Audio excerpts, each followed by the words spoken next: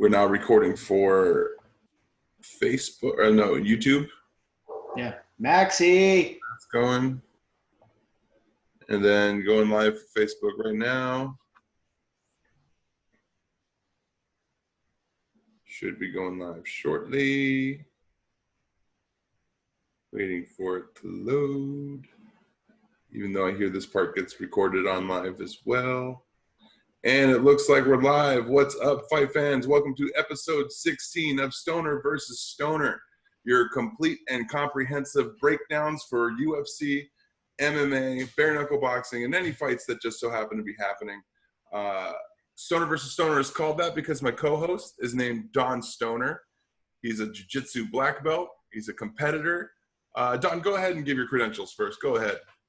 What's up, fight fans? Don Stoner here. Like Chino said, I'm a jiu-jitsu black belt under Higan Machado, competitor on Submission Underground, and teacher. That's what I do. I have my school up here in Washougal, Washington, Portland area, and we just train every day, man. We train hard, we get after it, and try to help my team get a little better and try to get better myself. And yeah, man. And I'm a stand-up comedian named Chino LaForge, so you can understand how I'm the other stoner. I don't need to do the math for you. Don is the grappling expert. I have a little bit of striking experience. I'm not going to tout any type of titles or anything like that, but I do know what I'm talking about a little bit when it comes to angling and strikes, so I guess I'll be your striking expert for it since there's only two of us. We had some really great fights over this weekend on Saturday. We had UFC Fight Night Ortega versus the Korean Zombie. Took place in Abu Dhabi still on Fight Island, and it did not disappoint, that's for sure. Man, that card was fireworks from start to finish. Lots of knockouts. Let's just go ahead and pan over the prelims. I'll just say who fought. We'll talk about them, some of them individually, the ones that were notable. Of course, we had Said Nurmagomedov, which is, of course, Khabib's younger brother, fighting Mark Striegel. And that didn't last very long. It was a great outing, 51 seconds. Don, did you happen to catch that one? Yeah, that was just a whirlwind, a beatdown from Nurmagomedov's little bro. And it's cool because Khabib's other brother, his older brother, had fought before with kind of mixed results in World Series of Fighting. He was a real wrestle heavy guy, and this Nurmagomedov is a striker, man, through and through. He has hands and he has well-rounded. So I think he's going to move up the rankings fast. Oh yeah, he's another mauler, and man, did he come out swinging hard for this fight too. He really smothered him, and the fact that he felt disappointed in his performance after what we saw, I say that just means that if there's even more room for improvement, that's even more scary. After that, we had Antigulov fighting Grisham, and Grisham was able to edge out the victory. Two Polish fighters that were able to get in the ring with each other. I believe that they had been circling each other for a while as far as potentially getting fights with each other. So it's cool to see them step into the ring. Ended in the very end of the second round. Very debatable finish, although Antigulov was taking heavy damage, so it was understandable for the ref to finish it. Did you see all the prelims, Don? I didn't watch every single prelim. I went back and watched Nurmagomedov Said's fight. Can't remember who else was on the undercard of that. In that case, I'll just fast forward through most of these because a lot of them, to be honest, they were good showings. That one was fun, but they're prelims fights. They didn't really have the energy behind it. Jamie Malarkey fought Fares Zaim, 3-round decision that should have gone to Malarkey. A lot of people were saying that decision was Malarkey. You decide. We had Jong Park as the winner against John Phillips in the decision. Jillian Robertson beat Paulina Buentello, and it looks like Gamrot was beat by, oh man, what kind of name is that? Kutalatalada Daisy, and a 3-round decision. I remember that fight. It was a good fight. A little slow paced though.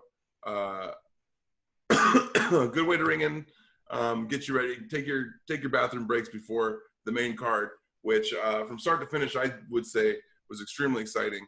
First, we had Thomas Almeida and Jonathan Martinez. You and I had both picked Almeida, and boy, were we wrong. Our non-pick, Martinez, really took it to him that entire fight. He really outpaced him, outworked him, outdogged him. And it was really strange to see Almeida get outworked by an opponent because he's a fighter that fights at such a high pace, and he actually got outpaced. What do you think, Don? Yeah, no doubt. I mean, Almeida set such a high pace in his fights. He's the one who brings the fight. So Martinez had to do that to tire out Almeida. And I want to say tire out because Almeida's been on the show for a long time. It's been a long while since I've seen him fight. I want to say 2 to 3 years. And he just didn't look like the old Thomas Almeida. It could have been that Martinez was that much better. But he just outpaced him, outworked him, and got him tired. And definitely a really good fighter. I've never heard of Martinez before this fight. But he definitely pushed the pace, and Almeida couldn't really get off on him. And plus, it's tough because when Almeida is such a readable fighter, like you kind of know what he's going to throw. And I was hoping he'd come out with some new techniques on this one, maybe a new game plan, a new strategy, maybe try to take the fight to the floor a little bit more, maybe even pull guard, try to go for some leg locks or something because he has a good jiu-jitsu as well. It's Almeida looks like it's kind of the end of Almeida's rise. He had a big win starting off his career, and he never could really put it together in the UFC. Yeah. Maybe Almeida isn't a top level fighter. At a certain point in your career, you find out if you're the sauce or you're the juice. And maybe he's just the juice. Maybe he just had a little flash in the pan. And there's nothing wrong with that. You're talking about the greatest fighters in the world. And there's nothing wrong with falling somewhere short of the top 25, the top 50. There's nothing wrong with taking finding out where your place in line is. You're right. He hasn't really been evolving much. And Martinez threw a lot at him. He threw a lot of different angles, a lot of different styles and combinations. He really flooded the gates of information, and Almeida looked overwhelmed. He looked like he got not only outpaced, but just didn't have any answers for the action that was coming towards him. So who knows? He's not so young, but he's not so old. There still could be a future, but he's going to really have to put some time into his tools. After that, we had Claudio Silva and James Krause, in which we both picked Krause, and we were both correct in another pretty one-sided ass whipping. I think we both kind of saw exactly where this fight was going to go as well. Claudio's already kind of a defensive fighter as it is, and Krause is not, and that's pretty much what happened. Claudio kept waiting for an opening, I think, and that never came. What did you see, Don? Yeah, Claudio Silva is kind of the end of the jiu-jitsu fighter where you can just have strictly jiu-jitsu because he's a champion in jiu-jitsu. All of his other fights, he's 14-1. He's been able to take everybody to the floor. But his striking is so wild. It almost looked like an amateur striker with a professional. And really, if you break it down, that's what James Krause is. He's the top of the heap in striking, one of the best guys in the striking division.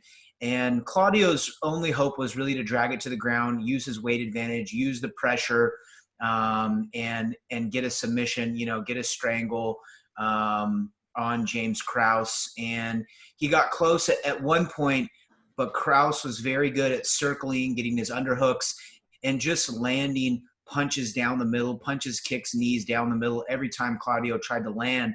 Hats off to Claudio. He stayed in the fight. He didn't get knocked out. But Krause was very calculated. Krause did not overcommit on his strikes. He was very, very sharp. He touched Claudio Silva. Every time Silva came in, he was touching him. And then he made Silva look silly in there in the striking game. I mean, it just looked like Claudio didn't belong in the UFC, and that's how impressive James Krause is now. He's taking short notice fights against heavier opponents. You know, he's fought lightweight, welterweight, and middleweight, and he's like the guy who steps in no matter what. He's always in shape, and he's a jiu-jitsu black belt, very good jiu-jitsu black belt. You know, you wouldn't call him world championship level jiu-jitsu black belt. You don't see him competing in jiu-jitsu tournaments or anything like that, but he does have a very well-rounded grappling game. So I was curious to see how that would look on the ground with Krause being a pretty good jiu-jitsu black belt versus a, you know, closer to a world level black belt, but we never saw that. And James Krause is just putting together, man. He's definitely, if he can just keep this rhythm going, stay in shape, he's going to get a good fight, you know, big fight. I'd like to see him against like, maybe like Nico Price or Cerrone, someone who has a little more star power to build up Krause in his next fight. And possibly a little bit more tools when it comes to the striking too. It'd be nice to see what he looks like when he's outmatched in the striking department, which might be hard to find because, like you said, Krause is one of the top of the heat. Yeah, he did a great job of putting all the tools together, and he's really got a lot of tools to make sure that he keeps the fight in his pace at all times. No matter where you're engaged with him, he's got enough tools to make sure to keep that high pace that he fights at, and high intensity that keeps you kind of away. His high volume striking was on display, and he did a great job keeping Claudio from getting any type of hands on him. It really wasn't even a close fight. At no point did it look like Claudio really stand a chance against him. It was pretty cut and dry. So this is where we go into the fights that we disagreed on. Before this fight, the October record was 1-1. You were up, we were tied, and you got 2 correct in this one, and I got 1. So it makes us 3-2, with you leading the dance. I'll let you go ahead and talk about this first fight, Jimmy Crute and Modestas Busakas. What did you see, Don? Just another beatdown. You know, Crute is very unique. He like lives at the gym, right? He has a van, parks out, lives at the gym, trains every day. You know, and that's a hunger that a young fighter needs, you know, to get to the top level at this game. And yeah, he just was just on point. Yeah, I think it was either a straight right or it was a punch that knocked him out, right? Left hook. Yeah, I'm a big fan of Crute's left hook. I got a lot to say about that, man. What do you think about that fight, man? Well, it was great. It was a great fight for Crute. Modestas didn't really have any time to show any of his skills, really, because Crute was just all over him. Crute's a really big guy for the weight class, too. He comes in really large in the physique. So even if it was going to turn into a grappling match, there's not a lot to hold on to. He's the kind of guy that's really in that range where it's kind of scary to really get in close with him in any function because he can generate so much torque. And he showed it with his front foot hook. The shot that dropped Busakas was a front foot left hook, so a front-handed left hook. And he's a sniper with that shot, man. He's got it looking great. The thing about that front hook is a lot of that power is generated from keeping your fist in tight. When you throw that left hook, all that power is going to expend if you have to extend. But if you're able to keep it tight and really whip it around when your opponent gets in close like that, man, it just really generates a devastating amount of power. And for a front foot hook to drop somebody like that, it's not necessarily unheard of, but it's normally a setup punch. Your left hook is normally a way for you to set up that right cross or, circle out from an opponent or even a counter shot. But he threw it as means of a power shot. And I think he was even planning on following up, but his opponent was already kind of dropping. Yeah, beautiful technique. Really drove in from the ground and got a lot of power behind a front hand hook. Really, really good technique to kind of look at. Any of you young boxers out there looking for a good a fend-off punch. Anytime your opponent's coming in hot, man, is that a good counter punch? Just a standard front hand left hook. Good stuff. Yeah. Let's see. The fight after that, we had Katlyn Chookagian and Jessica Andrade. This is the one I got correct. First of all, Jessica came in looking terrifying. Can we agree on that, Don? I don't remember that. I mean, she looked scared. No, Jessica Andrade looked terrifying coming into this fight. She looked probably, as physique goes, she probably looked the most muscular I've ever seen her come into a fight. Yeah, I would not even mess with her, dude. She looked big and scary in this fight. And Chookagian, didn't look bad, but she didn't have that intense, scary wow factor that Jessica Andrade came into the ring with. And Chookagian tried to square up and fight. There was a couple of clinch battles where there was a takedown assessed, but nothing really progressed. But it wasn't until they got against the fence line, Chookagian was starting to put in pressure, and Jessica Andrade hit her with a really just insane body shot. A nice, I believe it was a right hook to the ribs that actually got Chookagian to turn around and run across the ring, trying to get away. And Jessica Andrade came with a flying knee. They got blocked, but maybe hit the body a little bit, and she kept swinging at the body, and Chookagian submitted from body punches. So it's technically a KO. It was, man, Jessica Andrade just hits with so much bad intention with her shots. I think she's learned a lot in the past few years fighting the level of talent that she's really got in there to mix it up with. I think Willie was a big fight for her to kind of open her eyes and see what the top of the mountain can look like. And she really has honed her skills and taken that seriousness to her training, it looks like, because she looked phenomenal, physique-wise, technique-wise, and mentality. She was real tight. Did you catch that fight? Oh, yeah. Like you said, real tight is kind of the key that Andrade used. She just rushed her. It was kind of like when we watched that bare knuckle fight with your boy, the Hawaiian, the Kendall? Spider, Yeah. Kendall and Hector, the difference in size, and Hector just rushed him and then just utilized his, his small man power. And that's what Jessica did. She just got in tight. And she was talking about how she just practiced that punch. She just talked to her coach in the back room about this. And the coach is like, yeah, if you land that punch to the body, you're going to finish her like that. And it was a really crucial mistake that Chookagian did when she let Jessica rush her. But what else chance did she have? I mean, Jessica just rushed in there, blitzed her. She's already low center of gravity. So those hooks were just eating up at the body. Chookagian, instead of Chookagian dropping her levels and shooting for the leg or a double underhook, turning her on the fence, Chookagian stayed really tall, like a judo style, like maybe she was looking at a head and arm throw or something. And that was a mistake because that allowed Jessica to stay low and land those body shots. And there was just no chance whatsoever. I kind of saw that fight play out as either Chookagian would be able to keep her distance, keep the jab, land some, hooks on the outside, circle, or Jessica would rush her, either finishing her like she did or take her down, and then we'd see something play on the ground. It's too bad for Chookagian because she was hot, man. Chookagian was like, she was on her way up. She's a red hot prospect, but she ran into Jessica Andrade in this new weight class, and now Jessica has a little more muscle. She's rested. The weight cut's not as bad for her.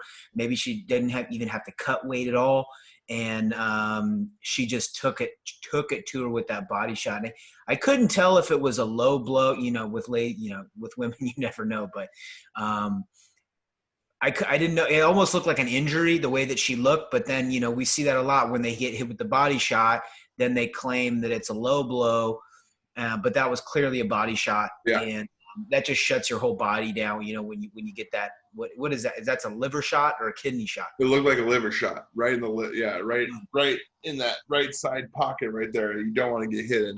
It's that one spot that you could poke with your own fingers, and you're like, oh God, I hope I never get punched there. It's just really not a good feeling. But that's what happens when you don't keep your elbows tight. You can't get too loose out there, especially against somebody like Jessica Andrade, especially when she's that much lower than you.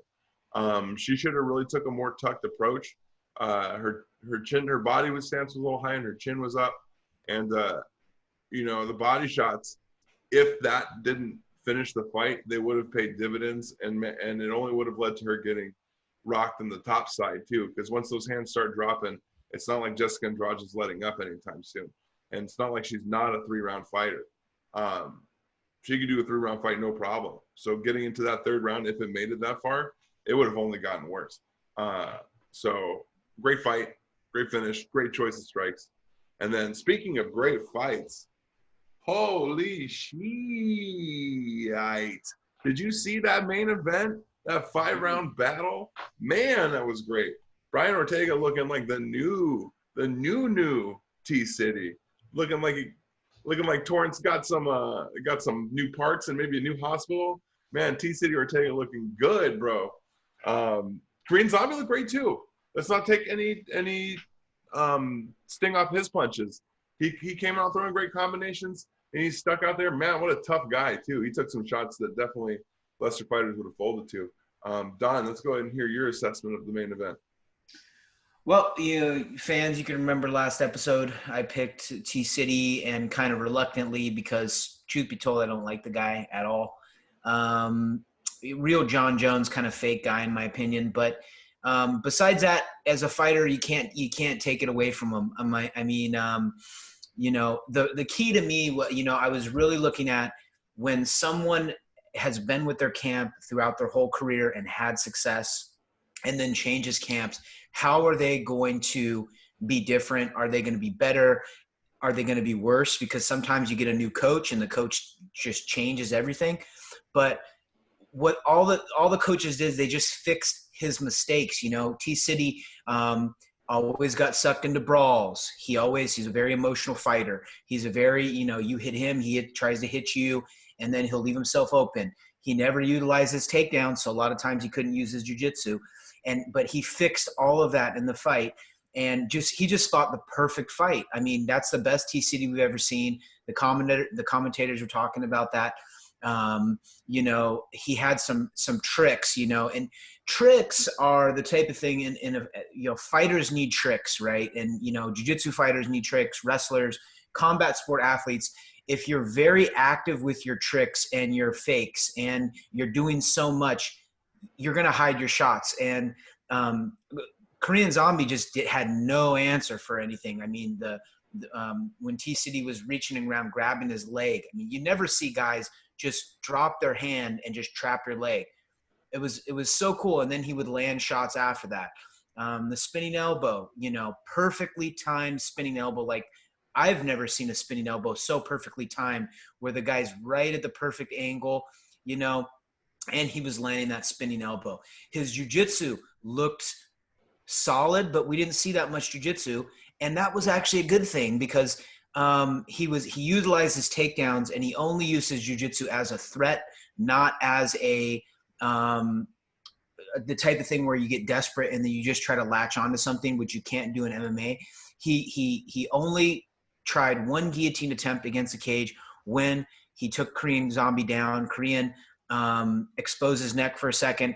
T-City went for his neck, but Korean immediately defended that, because Korean was training for a jiu-jitsu fighter, and then T-City came out as a striker and just completely did. But Korean looked very slow. Korean looked very slow. He's like 36 now.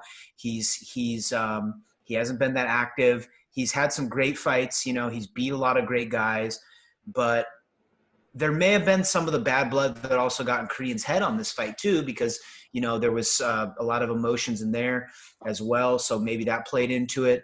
But I just think that this new camp with T-City's in, man, I mean, I think he has a shot at Volkanovski now. I think he has a title. I didn't really believe that T-City would beat Max Holloway or even get that high in the rankings with the way that he fought. He just got by on skills and Big Max. But man, I mean, this T City is just, I mean, I think he could, do very well against Max Holloway, if not beat him. I think he's a terrible matchup for Volkanovski. I agree. Because Volkanovski's main weapon is going to be to shoot for the takedowns if he can't win the round, and that's a bad idea with T City's guillotine. Either shoot for takedowns or chop for the leg kick, which also puts him in danger of being taken down by T City, because that's where he's strong. Is where if you overthrow that leg kick, he will pick it up.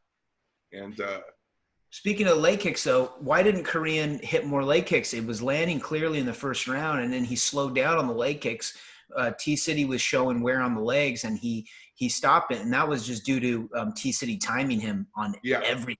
I think that the only time that Korean Zombie slowed down was after that spinning back elbow in the second round. Because let's not forget, before in the first round, before he got hit with that uppercut, he looked great. And then the second round, before he got hit by that spinning back elbow, he was looking great. But if you remember, after in the corner in the second round, and as the third round started, he was still stretching out his jaw and trying to shake the cobwebs out. He was hurt. And when you get hurt, not only does it affect your brain, I've said this before, not only does it affect your brain, but it affects your gas. You get tired. It's like somebody takes all that adrenaline and all that fight out of you, and you're just left on will, just sheer will. And the fact that Korean Zombie kept that a 5-round fight is absolutely incredible, because that spinning back elbow would have definitely knocked out anybody lower on the rankings than him. I look at that tree and I'm like, oh man, he took that shot square in the face. And he's lucky the point of the elbow didn't hit him. He got hit kind of more in the tricep area, but it's still so much force. You can see when it lands in the center of the face like that, it expands. All that force goes outward. So you feel it out in your jaw, you feel it in your head. It rocks you. So did he break his jaw? Because he kept stretching his jaw. He's, stretching it out. I think you do that when you have the ringing in your ear. I think he rang his bell. Oh, okay. Yeah, I specifically remember anytime I got my bell rung, that was something I did to kind of try to balance my equilibrium out from the buzzing that you get from it. Yeah, I don't think it was a jaw thing, because it did hit him square in the face. Man, what a great fight. Brian Ortega really showing a lot more tools, really showing a lot more angles, a lot of he's a smarter fighter than he was before. When a fighter's gone for that long, healing from injuries and whatnot, you really don't know what you're going to expect to find. You really don't know what fighter's going to be coming back, especially when they were undefeated and then took a loss in a championship fight like that. It could really be mentally anybody in front of you. And Brian really did a great job of picking up the pieces and finding out where his holes were and where he was deficient and trying to smooth those over. Is he a world-class level striker now because he's able to mix it up with Korean Zombie? I don't know. He better not go in there and mix it up with the wrong person. But it is another tool that's sharp for him to hang in the shed. And it's another thing for people to be worried about when they step in the ring with him. He used to be kind of more of like a one-trick pony, maybe a two-trick pony. But now he's a well-rounded fighter. He truly is a mixed martial artist. And as I believe Dan Hardy said in the commentary, you have to mix your martial arts. It's not just called mixed martial arts for the fact that you can do many things. You have to mix the techniques and do the work. And that's exactly what he was doing. He was blending techniques fluidly and it looked great. It was the first time I seen him fight where it didn't look like a 1 and 2 and 1 and 2. Really didn't look mechanical. It looked smooth. It looked fluid. And although the mechanics have been working, that's also makes you easier to figure out, as Max Holloway proved. And Mac, the thing about that is, though, Max Holloway fought the T City that would take a punch to give a punch and would, and he was still at his sloppy level of, striking, and this guy that we saw fight this last time is a completely different fighter. He didn't take hardly any damage. Korean had a few times, the last round, Korean kept coming forward and landed a couple shots. But if T-City can fight like this, like you said, now it's so much more dangerous because the jiu-jitsu, his best part of the game, is the last part that you have to get through him in the gate. to beat him. So you have to get past his striking, you have to get past his wrestling and his fakes and his kicks and his elbows and everything like that. And then you have his jiu-jitsu to deal with. So that's the most dangerous fighter that you can get. That's the real true mixed martial artist. And those guys are still kind of rare, the high level grapplers that are so good with striking. Because I do, maybe not world-class level striking, but for UFC, that's like the top of the heap striking that I've personally seen in a while, especially to make an adjustment. It looks like he's better when he takes time off. So hopefully he doesn't fight too soon after this next one. Hopefully they give him, 2021 Alex Volkanovski, early 2021 would be a good time, because he's going to need to make some adjustments. He's going to have to do some different things than he did in this fight to beat Volkanovski. But Volkanovski, again, it's kind of like the Andrade versus Chunigan type of thing too. He's a smaller, low center of gravity fighter. And T-City has a really big torso. So, T-City needs to watch that. He needs to watch the leg kicks. The leg kicks are a deciding factor in that fight for me.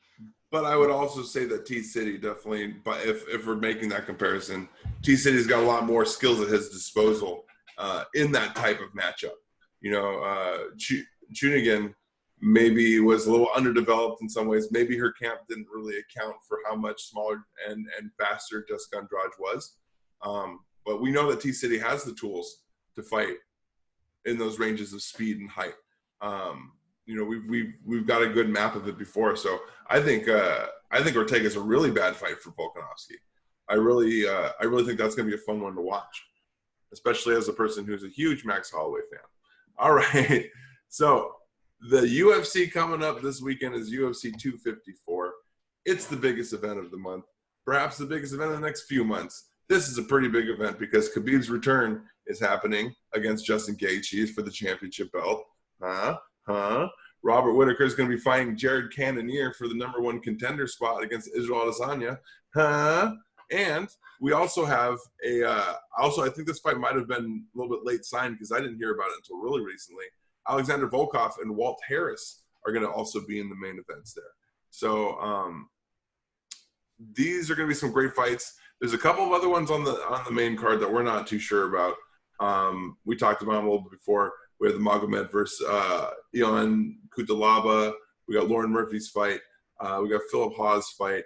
But we only disagreed on the Magomed and Cutelaba. You got Cutelaba. I got Magomed. How do you think that fight plays out, Don? Yeah, I got that pick just purely on the fact that Ion Cutelaba knocked out Magomed the previous fight. So that's really kind of where that choice goes. I think there's a mental thing there. And so I'm going to go with Cutelaba, probably by a TKO on this one. I believe that last fight was also debatably stopped early, debatably so. Magomed looked really good in his last fight, though. And I want to go Magomed just because last time I picked that fight with Magomed, I picked against him, and that was my mistake. So I like to try to learn from my mistakes. And if he makes another mistake, I'll learn from that one too. In the prelims, this is pretty startling to me because we have some fights in the main card that are a little sus. We're not sure that they belong there. But in the prelims, we have Stefan Struve and Tai Tuivasa, where if they fought this fight a year and a half ago, this might be its own fight night card. That's going to be a fun one. Stefan Struve hasn't been in the UFC in a little bit. It's been a while since we've seen him fight. The skyscraper, if you don't remember him, he's that 6'9" fella walking around at heavyweight. Then we also got him going against Tai Tuivasa, who, if you're a fan of the Polynesian fighters, he is a big name. He kind of resembles a young Mark Hunt in his style of fighting. So this fight's going to be entertaining. Stefan Struve's a high-level grappler for a man of his size as well. So he's got some tricks that he could possibly throw into the mix. So that'll be a fun one. We didn't take any predictions on these ones because they're prelims, but that's definitely one to watch. Also, we got Alex Cowboy Oliveira fighting against Rakhmonov. Don't know too much about Rakhmonov, but he's an Uzbekistan fighter. And I do know that these fighters that are coming from third world countries are angry. So he's definitely somebody to watch in that fight. What do you think about that one, Don? I'm gonna go with Cowboy Oliveira on this one. I just really like how gritty Cowboy is. You know, the Brazilian Cowboy. You know, I'm just a huge fan of Cowboy Oliveira. He fights anybody, anytime, anywhere. He wanted to fight Hazmat, you know, which isn't a good fight for him at all, but he wants to take it. That's just how game he is. And he always puts on a show. So I don't know this other guy, but like you said, you know, when in doubt, pick a Dagestani, pick an Uzbekistan, pick a Kazakhstan. You know, that's always a safe bet. But I'm going with Oliveira on this one. Oh, definitely, 100% going with Oliveira in this one. Even though this guy's undefeated coming into this fight 12-0, Oliveira has just proven himself time in time. He is the gatekeeper. He's settled into his role. You know, he went for another run not too long ago and found that he's still not really in that top 7 material. So he's kind of settled into his role of spoiler, where he's really kicking out a lot of the new brass coming in. I really like him seeing him embrace that heel spot. He is in the later half of his career, so it's nice to see him kind of settle in and be a company man and play the role. Because a lot of the fighters getting on in their career don't really like to play that role of spoiler. They don't really like to play the gatekeeper role. But if you do it, there's a payday. There's a good payday in it, and you get to fight a lot of the up-and-comers. Who knows? You might be fighting the next John Jones, the next Israel Adesanya, of course, in weight classes. But it's something to keep an eye out for. You know, another name to put yours next to in the final. Another thing that could potentially make you a Hall of Famer. There's a lot of Hall of Famers that are making it that weren't champions. You know, Diego Sanchez is a high candidate for Hall of Fame. He's never been a champion. Blake Guida, never been a champion. Hall of Fame candidate. You know, I really see him being a permanent, lasting figure of the UFC in their wall of fighters. And I think it's a really good move for him to keep his legacy going by doing this. It's making him look really good in the terms of his final legacy. And why not get that record a little bit higher too, if you can, in the process? No doubt. It's never fun to be a gatekeeper, but like you said, I mean, you know, gatekeepers get paid. But there's always a chance you could be the next guy fighting the up-and-comer, and, you know, with big risks come big rewards. But, you know, Oliveira is I think, one step level above a gatekeeper at this point, but he's almost kind of getting there with all of the fights that he takes. And kind of like, if you can beat Oliveira, then you're instantly UFC caliber type of guy. So it'll be an interesting fight. For sure, it's going to be a fun fight, no doubt. It's definitely going to be one to watch for sure. Absolutely. As far as for the first 3 fights of the main card, we already talked about Magomed and Kudalaba. We both picked Lauren Murphy against her fight against Shakirova. Fight after that, we have Jacob Malkoun and Philip Hawes. We both picked Philip Hawes in that. But I'm pretty sure we picked those fights out of not necessarily how much intel we have, just more so what we do have. Yeah, just kind of picking who's hot, you know, who has a better record, who's on a winning streak, you know, and styles make fights too. That's why I like Phil Hawes in that one. He's a high-level wrestler, D1 wrestler. So far, no one's really been able to stop him. He's a very powerful guy for the weight class. I like Lauren Murphy too. She's beat a lot of the top contenders in the UFC, kind of flown under the radar, but she's beaten a lot of the some of the high-level girls who've already had title shots. So I'm looking out for her. She's very well-rounded, very scrappy. You know, she has a great strategy. And a ton of heart. That girl's got a ton of heart. Heart for days. Yeah. And then, so then getting into the main event fights, the ones that we're excited for, Alexander Volkov versus Walt Harris. I believe we both got Volkov on this, right? Yeah. So how do you think Volkov wins this fight?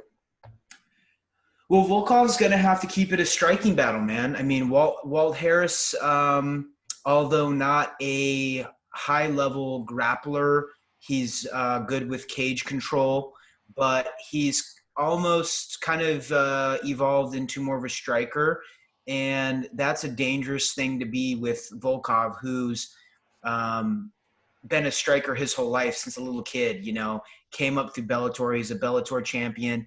And he had one tough fight against whoever beat Volkov last, kind of stopped his thunder. But other than that, Volkov's been pretty much, just beating the crap out of everybody. He's so tall.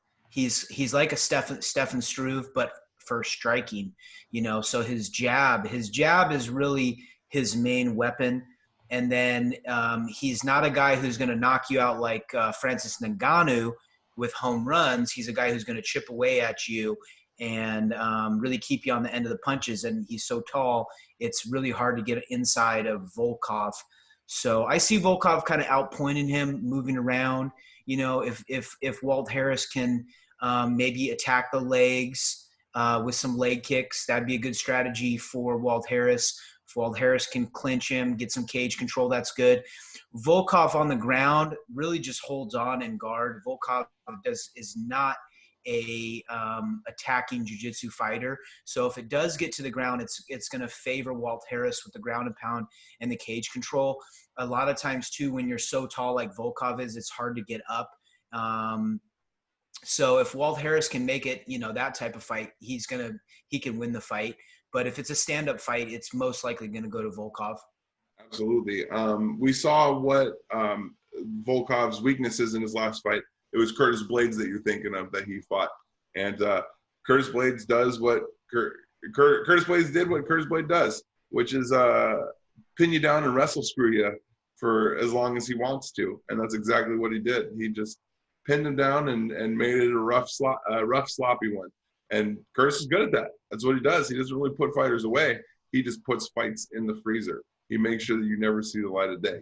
And, I don't know if Walt Harris's game plan is on the same line as Curtis Blades. I mean, Curtis Blades wrestling is world class as far as I'm aware, as far as heavyweights go. There's not really a lot more heavyweight wrestling brass that's as powerful as Curtis Blades. It was Daniel Cormier, but of course he has ascended to legacy, and that's Curtis Blades' field now. But I don't think that Walt Harris has the same tools, and I think that Volkov has probably stepped up his wrestling, or at least his sprawl game, in the interim after finding out what his weakness was. So I think that Volkov has a lot more talent when it comes to where they're probably going to fight, which is in the strike range. So, like I said, equally I pick Volkov. Then after that, we got Robert Whitaker and Jared Cannonier. You have Cannonier. I have Whitaker. Interesting choices here. Why do you want to explain your choice, or should I explain mine first? Why don't you go in to explain why you are picking the Kiwi? Okay. So I'm picking Whitaker in this fight against Jared Cannonier. Not because I don't like Jared Cannonier. I love Jared Cannonier. He's a great fighter. I love the tools he's putting to the table. I really like that he's really refined his Muay Thai striking, really found a new core for where he pulls from as a fighter.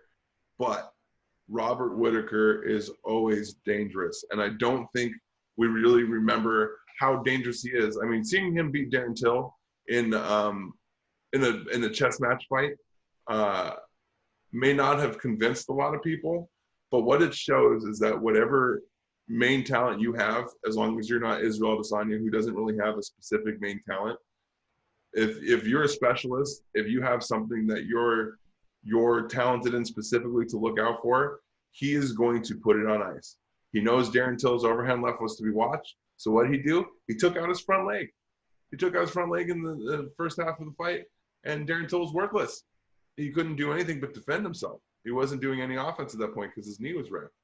And I think that Jared Cannonier is a bit the same in the sense where he knows kind of what he's looking out for in terms of what's going to be coming at him. So I think he might have a better opportunity to strategize. Robert Whitaker is he's a cunning, clever dog, man. He's an awesome. He fights that like the down under style. He's a clever, savvy pirate of a fighter, and I think it takes somebody like Israel Adesanya to really beat him. I want to hear your take. Jared Cannonier is a great fighter. I'd like to hear why you picked him. So I mean, looking at Whitaker, no doubt, Whitaker is more experienced, fought higher level guys, but fought higher level guys at middleweight. Mm-hmm. So Jared Cannonier lost a unanimous decision to none other than Jan Blachowicz, our new UFC champion. Mm-hmm. And so unanimous decision to Jan. He lost. He got TKO'd by Dom Reyes. But he's not a heavyweight and he's not a light heavyweight. He's a middleweight. And now he's fighting a middleweight, right? And so if you can fight like that at the light heavyweight and heavyweight, for one, your bone density is going to be a lot different, right? Mm-hmm. Because if he was a natural heavyweight, light heavyweight, which he really wasn't, he was just a guy who didn't cut weight. He still was able to find success in that weight class. And Robert Whitaker, on the other hand, is also a pretty big middleweight, but he's had problems with injuries, like his hand injury. And so I'm actually just going to call something crazy go on in this fight. I think Whitaker is going to break his hand on Jared Cannonier's forehead, and then Jared Cannonier's going to beat him like that. And then Jared Cannonier is just going to keep coming forward. He's going to have Muay Thai, but also who's hungrier, Jared Cannonier. I feel like Whitaker's made adjustments. Whitaker did beat Till. He finds ways to win the fight. He is very good with strategy. His camp figures out his opponent. But when you're going against someone as hungry as Cannonier right now, who's right on the cusp of fighting for that title, that's a dangerous fighter. Is Israel Adesanya saying he wants to fight Cannonier because he thinks it's an easy fight or because he thinks Cannonier deserves it? I don't know. But kind of knowing Israel for who he is now, he wants to fight the best guys. I think he sees that Cannonier is that guy. Cannonier should have already got the shot against Izzy based on his last 3 wins in the division. So I'm calling that, man. I think Whitaker's going to get injured. I think he's going to hurt one of his hands, break his hand, and then he's going to go because he broke his hand like 4 or 5 times in his career in the UFC alone. The fact that you are so oddly specific makes me so worried. The fact that you could pick something out specifically like that does make me a little concerned. But yeah, no, I agree. James Cannonier is just a remarkable ability to really push an ugly pace in your face. He has that traditional Muay Thai style now where he's got that body toughening where he doesn't mind pushing into you a little bit too. And I agree, Whitaker has gone through a lot of injuries, but I was so impressed. I was so impressed with his rebound fight against Till. That really showed me something. That really reminded me what a dog Whitaker was and is. So I'm still going with Whitaker on this. I respect your choice. And, man, this is a great fight. I really am looking forward to this one. I have been looking forward to this one for a long time. But let's not let it overshadow the real reason this UFC event's happening. The coup de grace, the piece de resistance, the fight that we've been waiting for the better half of 8 months. And you know what I'm talking about. Khabib and Gaethje finally happening this Saturday. These men are in there. They're already COVID tested. They're already in their hotel rooms. They're hitting pads as we speak. As we're talking right now, they're waking up and greeting the sun, and they're getting ready to start war in just 4 more days. Don, I know you got Justin Gaethje. You know I got Khabib. Anything you would like to say before we shut the door on this debate and we let the gloves do the talking? Anything you would like to throw in? Well, for the X factor is Michael Chandler. Michael Chandler's ready. So if this fight, if Khabib, has too much tiramisu again, doesn't make weight, he's a couple pounds over again, hey, Michael Chandler's right in there waiting. And I don't want that to overshadow that, but I mean, that's how excited I am to see Michael Chandler fight in the UFC. But yeah, man, I got Gaethje on this fight, and it's no surprise to people that I like to take these home runs. You know what I mean? I like to go for it, and I'm going for it with Gaethje. If nothing else, the main reason is I've always wanted to see Khabib against a wrestler who can scramble out of positions. Yeah, Conor put up a good fight for a couple rounds, no doubt. Conor was able to get up a couple rounds, no doubt. But Khabib never stops taking you down. So if you don't have the wrestling, if you don't have the scrambles, if you don't have that type of wrestling defense, you're not going to take Khabib off of you. So the question is, round one, Khabib tries to take him down. Khabib's going to take some shots coming in. If Gaethje doesn't knock him out in that first instance, which could very well happen with Gaethje's power and with Khabib's very predictable where he puts his head. That's the biggest problem to me, is that it's not that hard to figure out where Khabib's head's gonna be. And we all saw how Justin Gaethje found Tony Ferguson's head. And Tony Ferguson's the most wildly unorthodox fighter in the UFC, right? In all combat sports, period. But we were saying the same thing when we saw Khabib and Conor. Conor is obviously the superior striker in those pairings, and everybody thought, oh, once Conor gets his hands on him, that's when it's Conor's show. But let's not forget that Khabib actually floored him with a shot. When you're worried about Khabib's takedowns, his hands become more effective. Now, is he going to stand there and mix up with Justin Gaethje? Hell no. That would be stupid. Correct. But that's when a striker fights a wrestler. Because the wrestler can shoot, he can angle change, he can do different level changes. And then the striker's like, oh, crap, he's going to take me down. And then the wrestler comes with an overhand right. Chad Mendez's whole career was on that one move. He would shoot down and then he'd shoot the overhand right. But when you have somebody who's not going to fake, who's not going to sprawl on those fake shots, who's going to keep, Justin Gaethje's going to touch him wherever Khabib is. And that's what's going to happen with Khabib. So Khabib, actually, what we need to see with Khabib is better striking defense in this fight. And we need to see him come out and not go after the takedown in the first 5 seconds. If Khabib circles around a little bit and kind of cooks him a little bit, that's the best strategy for Khabib in this fight. But if Khabib does what he always does, that's actually more dangerous for Khabib. Now, of course, as the fight goes on, it gets worse and worse for Justin, right? Justin is smaller as a light. He's smaller than Khabib. He has small legs, right? But he's such a good scrambler. That's the thing. Like, if you look at Justin's career through WSF and everything, on his road to the UFC, guys would get a takedown on him, and he'd like forward shoulder roll out of it. And he does all these crazy Granby rolls. It's going to be hard for Khabib, right? But, I really think that it's the problem. Again, one of the things for Justin, which I was kind of torn at, was the leg kicks, because it's going to be hard for him to throw his leg kicks with Khabib, right?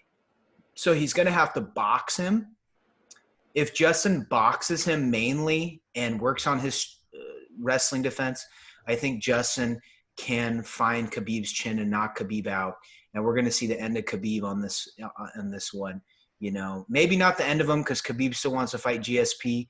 But I think if he loses this fight, that GSP fight's out the window.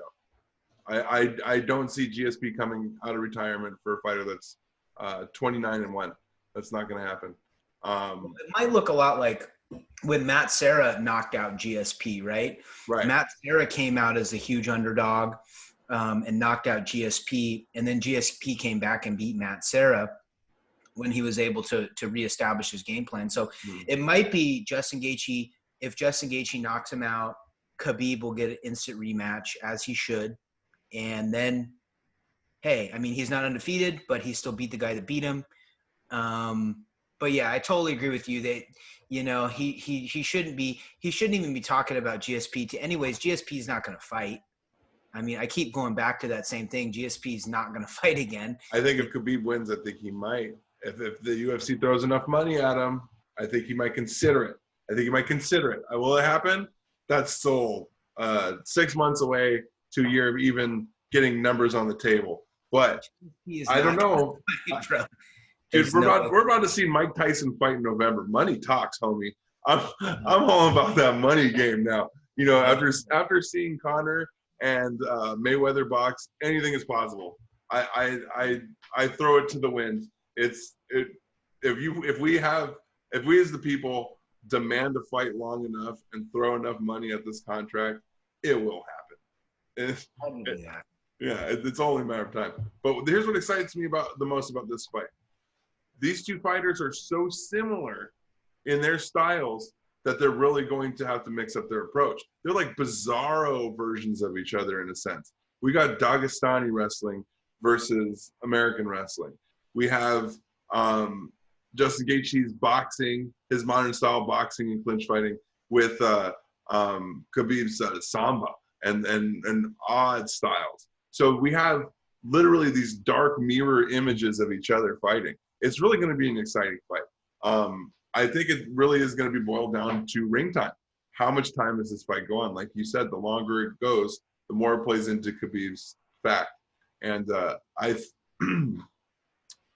don't know. I'm picking Khabib strictly based on statistics, but if I'm being completely honest with you, this fight has the makings of either side. I don't even think it would be an upset if Gaethje beat him. I wouldn't call that an upset. That would just be championship loss. Gaethje's game, and he's a champion. He's a champ material. And if he loses to Khabib, I guarantee you that once Khabib retires, Gaethje's going to be next in line to become that champ, because this is how close he is to that brass, and he's got about 4 or 5 fights left in him. Khabib's already saying he's only got maybe one more after this, and then he's done. And all he wants is St. Pierre. They said, "Oh, we'll give you Conor again." He's like, "Nah, I don't want it." He only wants St. Pierre. So yeah, and St. Pierre doesn't want to fight, right? But and I don't think Khabib has a problem retiring 30-0. I think they're fine. I retire then. Yeah. No, hey man, and we're talking to when we talk about Dagestani wrestling versus American wrestling, because Khabib has been talking about that. Wrestling is wrestling, but like you said, the mirror images, the way that Khabib has fought his whole career with wrestling since a young boy, and now fighting at the top of the level and stuck with his wrestling, where Justin's also wrestled a lot when he was young, and then went to a striker type of thing. And that's really where, when I look at it, at that point, is like, that's where Justin's going to beat him, and it's kind of an obvious thing. Like, yeah, he's going to knock out Khabib. That's his best way to win. But he's the best guy for the job. If there's anybody who's going to beat Khabib other than Michael Chandler, it's going to be Justin Gaethje, because of the sheer thing about wrestling. You have to have wrestling to stop him. And, if you look at, Tony Ferguson, Dustin Poirier, and Michael Chandler now, Justin Gaethje, and Khabib, right? Khabib's always beat the strikers, bar none. Some of these strikers have stopped Khabib for the first couple rounds, right? But the damage that Justin lays on you in the very first round is going to be something I don't think Khabib's ever felt before. And that, coupled with the fact if he can't take him down at will, or maybe he does take him down, but not in the way that he wants, is going to really mess with Khabib's head. And I think that's going to be Justin's things. And then in later rounds, Justin can knock you out at any point in the fight, right? With his power. And Justin's another guy, much like T-City, where his last fight with Tony, we saw like a completely different Justin, because Justin used to be the type of guy to just engage in brawls, put himself in bad positions to get a punch. But with Tony, he was very, very, very calm and composed. He landed the strikes. He didn't let anything faze him. And I think if he's in the moment, he's very present, and he's waiting for every little tell that Khabib lays, and he can land those punches, Khabib's going to have a really, really tough fight, probably the toughest fight in his career. Not to say, his personal problems and everything else that, that life has given him, it's tough, man. But I'm going with Justin all day. We're going to have to see it. The winner of this one, we're gonna do a shoey. So if you win this one, I'm gonna drink beer out of a shoe, and then if I win this, you're gonna drink beer out of a shoe. Okay. I'm not even a beer drinker, but all right, I could do that. That's fair. Um, the reason I think Khabib has this one is because I can't help but think back to Justin Gaethje and Dustin Poirier getting it on. And if Dustin Poirier was able to do that to Gaethje, and Khabib was able to do that to Poirier, doesn't that kind of negate the striking thing? I mean, I know Dustin Poirier is not as talented of a wrestler as Gaethje, but I also would debate that he's not as talented of a striker as Gaethje. Well, Poirier's evolved into a wrestler, and with all the training partners that Poirier's had, he's became a very good defensive wrestler. He did have a couple submission attempts on Khabib that we haven't seen before. Maybe he got like 30% of the way in a submission when nobody's even being able to even get close to a submission. He definitely tried to go for submissions, and that helped him in the fight with Khabib. Did he go 5 rounds with Khabib? Who? Poirier. No, I think he lost in the 3rd or 4th. Okay. Yeah. He got choked out. Okay. Yeah. So, I think Justin's just going to have that scramble game, man. If Justin had some more offensive wrestling, I think that would maybe be even a little better. And that's why I liked Michael Chandler so much, because Michael Chandler actually has very good offensive wrestling. But you don't need offensive wrestling with Khabib because you're not going to take him down. But defensive wrestling is where it's at with Khabib, coupled with striking, right? So I'm looking forward to it, man. It's going to be a good one. I don't know what the odds are, but it's pretty split. I'm pretty sure it's 120 plus minus, which are really not big exchange odds. As far as payouts go, it's pretty split down the middle. Yeah, this is just gonna be a great fight. It could go either way. I think it really depends on who shows up the best, ready for weight, nutrition, and hydrated, and gets in the ring in the best focus. Because honestly, either man on their best day could win. It just really depends on who shows up ready for their best day. Yeah. All right. Getting ready to wrap it up. Anything you want to add before we close this down? That's pretty much it, man. Thanks to all the fans that have been watching, Stephen Page, Ollie, all the people. Those are just the people that are watching on my page. Thanks so much, guys, for watching, supporting, showing likes, doing all that stuff. Super, super, super cool. I was thinking, dude, we should do a live stream sometime with the fans and I agree. These fights. I agree. So that way they can hear our live commentary, especially if they get sick of hearing Dan Hardy or Joe Rogan say Abu Dhabi. Man, that's one of my favorite things, hearing Dan Hardy say that. Yeah, absolutely. We'll do that coming up soon. We'll talk about it. We'll get it working for sure. We want to watch fights with you guys if you like hearing our commentary. And I assure you that our real-time analysis is probably much more accurate and much more on time. I constantly have my friends and my girlfriend yelling at me because I'm over-commentating the fights and I'm saying things before the commentators do. So I'm sure you have that same problem, Don. It's the cursed gift. After you watch after you watch fights, and now you're watching every single fight, every single card, you become the type of person that predicts it, right? But I'm at the point now where I predict the wrong things. I'm like, yeah, he's going to take him down, and then the guy gets knocked out. So I'm like way above the level to where I'm just messing it up because I think I know. Yeah. I give tips where I'm like, oh, they should do this, they should do that. But I mean, we can all say that. None of us are in that ring right now, but them. So yeah, that sounds like a good time. We'll definitely do that sometime soon.